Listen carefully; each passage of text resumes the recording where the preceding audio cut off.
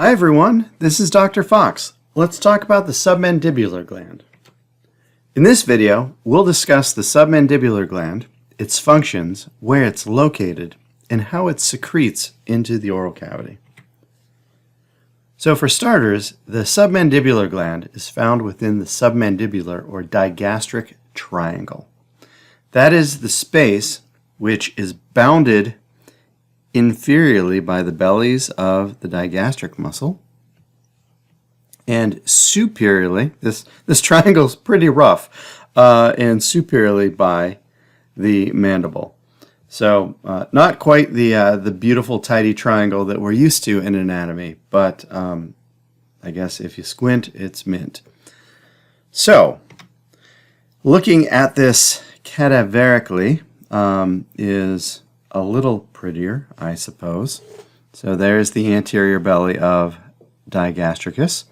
There is the posterior belly of digastricus, and then we could just draw this line across the base of the mandible, and we get a cleaner submandibular triangle.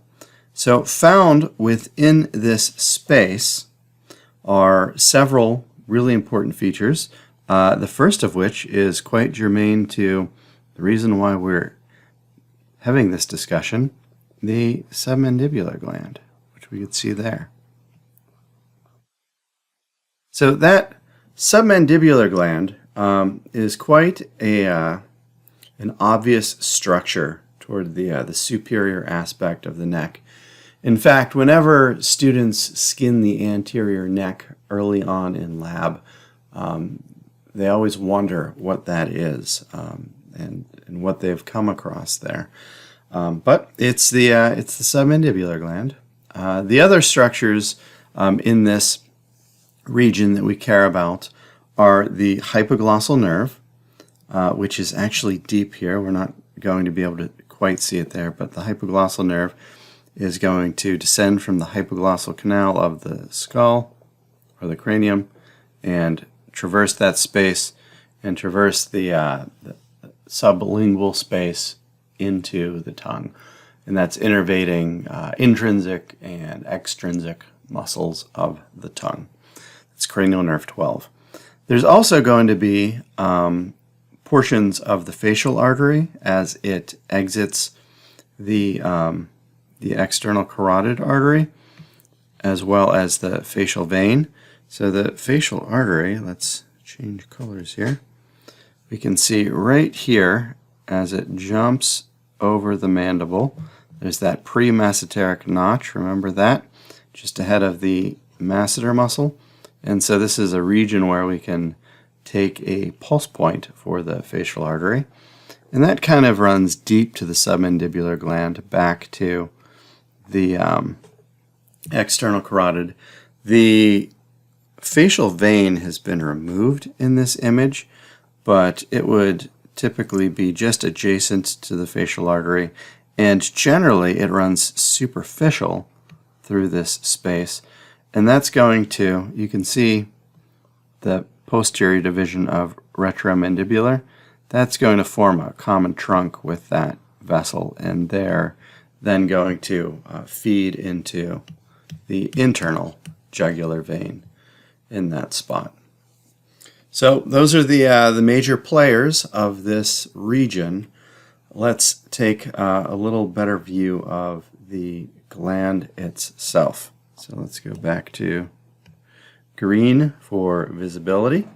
So we can see the submandibular gland right here and here, nestled within that submandibular triangle.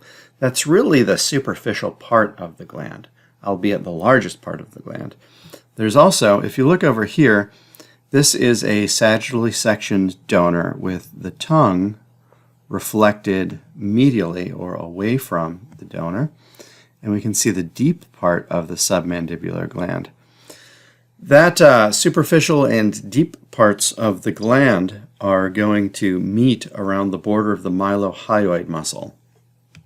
That mylohyoid muscle, as we'll discuss in the oral cavity session, is the floor of the oral cavity, and it's one of the suprahyoid muscles. So it's running from either side. You can see that a little bit there. It's running from either side of the mandible to meet the other along a midline raphe, and it goes back to the hyoid bone. And so we have portions of the submandibular gland out in the submandibular triangle and portions of it that are deep within the sublingual space. So the submandibular gland, while it traverses that space, it's also going to secrete along the submandibular duct at the sublingual caruncle. So there's going to be a caruncle on either side. There's the tongue. It is elevated to the roof of the mouth. Along the midline here, there is a lingual frenulum, a little bridle there that attaches the tongue. And there are sublingual folds laterally there that sublingual glands are going to be within, and those glands are going to secrete along those folds. But the submandibular ducts, they are going to traverse that space and secrete at the caruncle. So a caruncle, that is Latin for wart. But this isn't a growth of any sort. This is typical anatomy, and that's where the submandibular glands secrete. People sometimes get confused because it's called the sublingual caruncle, and they think that the sublingual glands secrete there, but it's the submandibular gland. And it does so by means of the submandibular duct, which clinicians oftentimes refer to as Wharton's duct. So this space here inside is known as the oral cavity proper. So OC proper, because it's within the bounds of the dental arcade, versus outside of the dental arcade is known as the oral vestibule. And we'll discuss those details in greater granularity when we talk about the oral cavity. So when we see the duct, this is quite a pathway. So let's illuminate the deep part of the gland there. It's meeting up with the superficial part, and we can see the duct moving along in that sublingual space there. We can also see a nerve. This is a nerve of the mandibular division of the trigeminal nerve, or V3, known as the lingual nerve. And this lingual nerve goes out and innervates the tongue. It's a somatic sensory branch of V3, innervating the anterior tongue. What I want you to pay attention to, and I'll kind of erase all of this to bring this to better highlight, is this area right here. And what that is the classic anatomical relationship between Wharton's duct and the lingual nerve. And that is, in the sublingual space, the duct passes over the nerve such that the lingual nerve cradles the duct.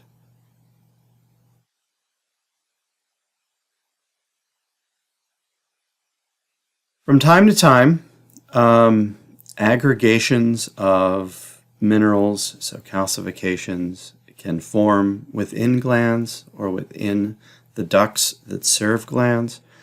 These are known as siliths. The condition is known as silithiasis, and a silith is any sort of stone, quote unquote, within the salivary glands or ducts themselves. The most commonly affected salivary gland is the submandibular gland, and so silithiasis occurs when you look at its total occurrence at an 80 to 90% rate within either the submandibular gland or its duct, the Wharton duct.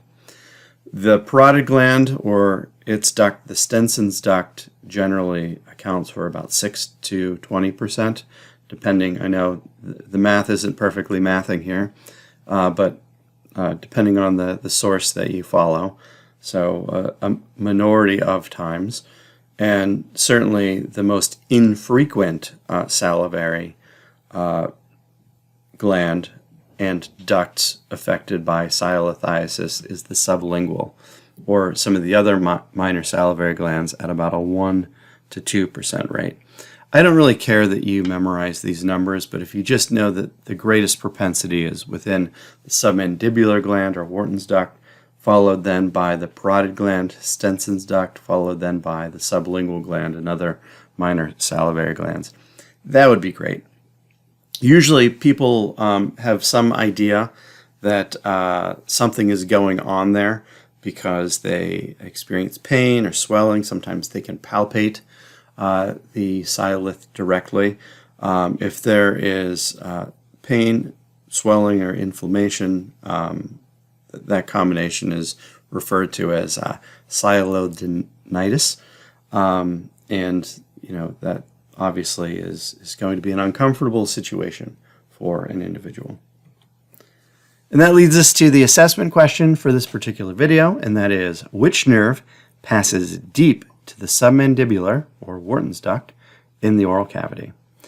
Is it the auriculotemporal nerve? Well, that is in the infratemporal fossa, so no. Is it the facial nerve? Well, facial we know is either hanging out in the temporal bone or is on the face, so that's not a good one. Hypoglossal, I think we're getting a little close there. At least that one is hitting targets in the oral cavity. Or lingual nerve. Yeah, I like that answer. Lingual nerve, the V3 branch that's sensory to the anterior tongue and is going to play a role in hitchhiking of postganglionic fibers out to the submandibular and sublingual glands, is the correct answer here. The lingual nerve cradles the duct in the oral cavity. Well, thank you so much for your time. I do appreciate it, and I'll talk to you in the next video.